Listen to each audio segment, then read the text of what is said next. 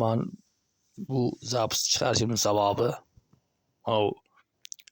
Shahrisabz tumani Jarbosh qishlog'iga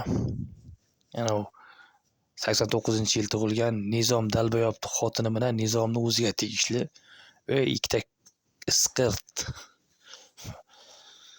sanlar boshqalarga unaqa qila olmaysizlar-da. Shuning uchun meni bo'lamniga osilgansizlar. Men kuchchidanman.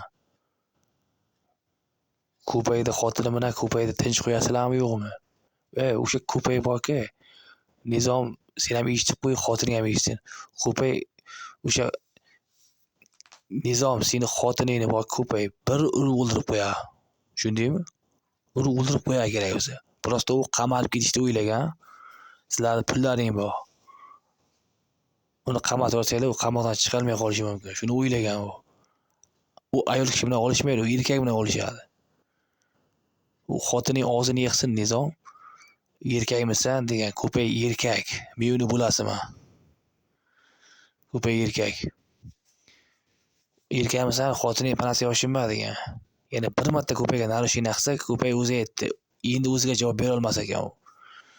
Xotining ham odamga qiladi-da, Nizom. Ochilmullani o'g'liga qishloqlaringni sizlar taniysizlar. Yoki Doston degan bola bor, Asqar Gujunov o'g'li. Ana shunga o'xshaganlar qilsa borki, xotiningni urib ariqqa tiqib qo'yadi. Tushundingmi? Men ham o'sha ko'payni xafa qildirib qo'ymayman. Senga men ko'ndalang Nizom, xotiningga ko'pay ko'ndalang. Xotiningga aytib qo'y. Ko'payga yana bir ishni qilsa, o'ziga javob bera olmaydi bola.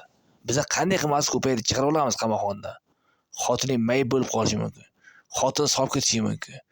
Pichoq tiqib olaman deyapti. Kutingni qisib yuringlar shuning uchun.